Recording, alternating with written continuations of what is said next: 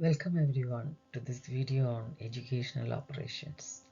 This is intended for advanced learners of transactional analysis practice in education. There are experiential exercises planned, so the video may take more time to complete if you do all the exercises. For best learning experience, please do the exercises.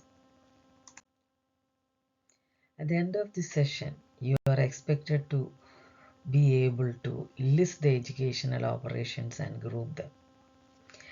You will be able to briefly describe the impact of the operations on the student or the learner. You will be able to discuss how and when to use the educational operations. You'll be able to list the benefits of using educational operations in your teaching sessions. In his book on games people play, chapter 5, operations has been defined by Byrne as a simple transaction or set of transactions undertaken for a specific stated purpose.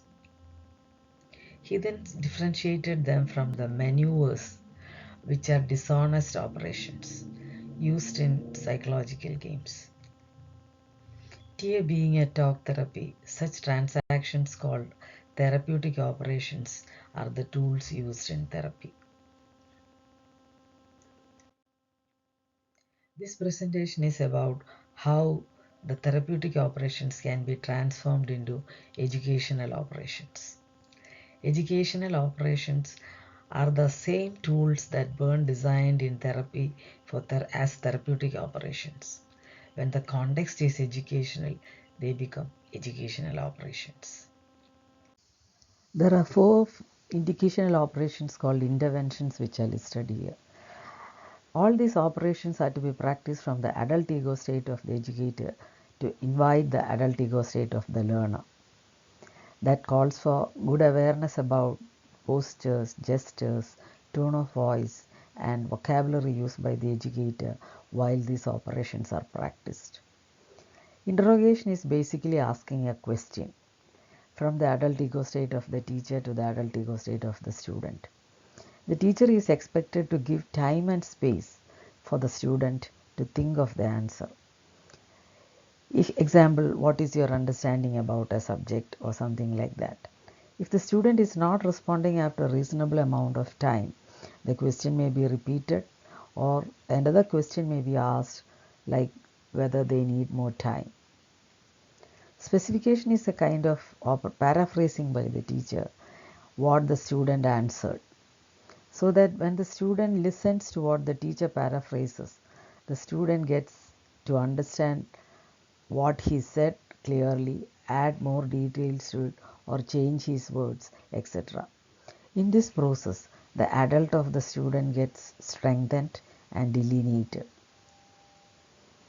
Confrontation is employed in education when inconsistencies are noticed in the material presented. There may be more back and forth, interrogation and specification along with confrontation happening. In this process, adult ego state of the student becomes strengthened and more used. Explanation is the technique used by educators to explain to the student a concept. This gives more information or data for the adult ego state of the student to act upon. Although these are the logical order of operations employed as stated by Byrne, sometimes the order may be different depending on the situation. Please read the article given in the reference for more on this. These 4 operations are called interpositions.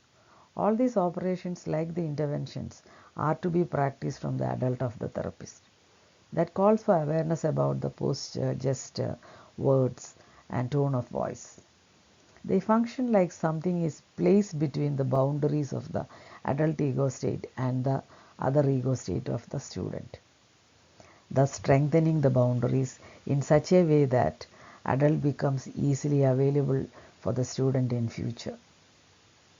This in turn increases the effectiveness of learning and efficiency of the student.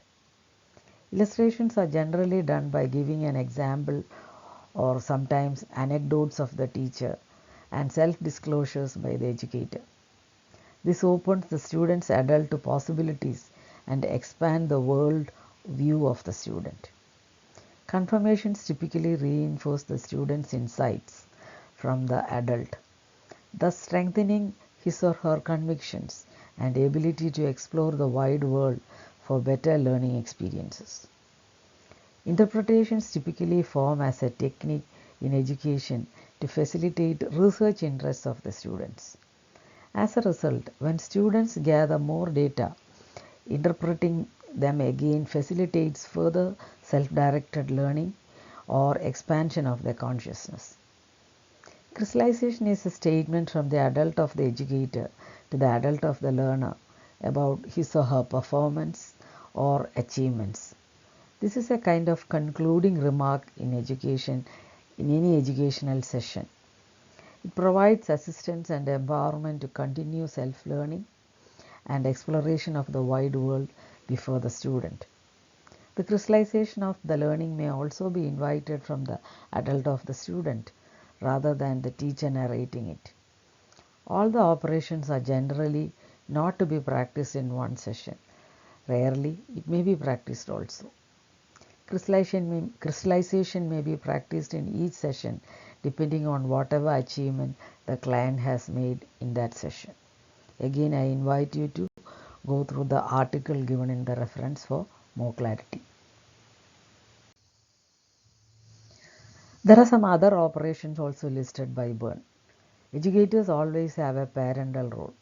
So these operations are meant to help to use the parental role judiciously.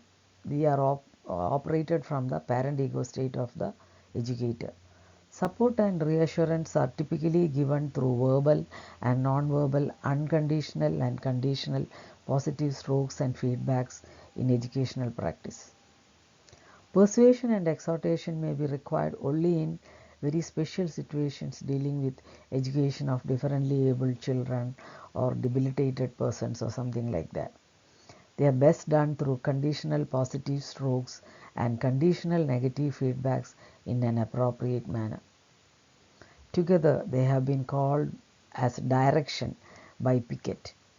It seems appropriate to me also because they are directed towards the child ego state of the learner from the parent ego state of the educator.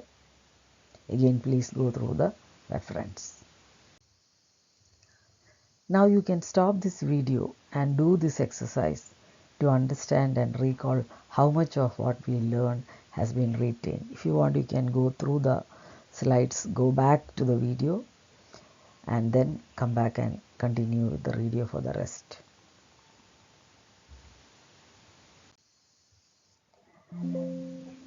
Practice of educational operations. Choosing which operation to do is very important. To actually practice them in educational sessions, there is more reflection needed. Which operation to choose in a context has to be identified by asking oneself a few questions. These questions are given by Byrne in his recommendations. Always check with the ego which ego state of the student may be listening to what you are asking and which ego state of the student may be responding. There are a few other questions also. Please read the article for details of all those questions. It is very crucial that they are used only for promoting learning of the student and never for the educator to feel smarter than the student.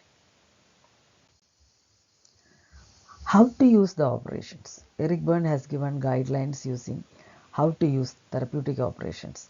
The same applies to educational operations too. They must be structured very concisely. Too many words should not be used. That's what it means. With awareness of the inherent power and potency of these operations, they must be used. Always acknowledge the autonomy of the student. Being mindful of the mind-body connections of the learning is very important. Most important is the teacher's self-awareness of own ego state and the non-verbal clues of those ego states. Now let's see what are the benefits or advantages of using these operations by the educators. Educational operations make classes very interactive rather than monotonous lecturing by the teacher. Educational operations give structure and order to the class. Educational operations promote concurrent updating and continued learning by the learner. Educational operations promote self-reflection and reflective learning in the learner. Stop the video and do the exercise again before proceeding. Go back and listen if you want before you do the exercise. These exercises and the answers to these exercises will tell you whether you have actually internalized what we learned. Please read the article if you want more details. Thank you. Thank you for listening and thank you for doing all the exercises.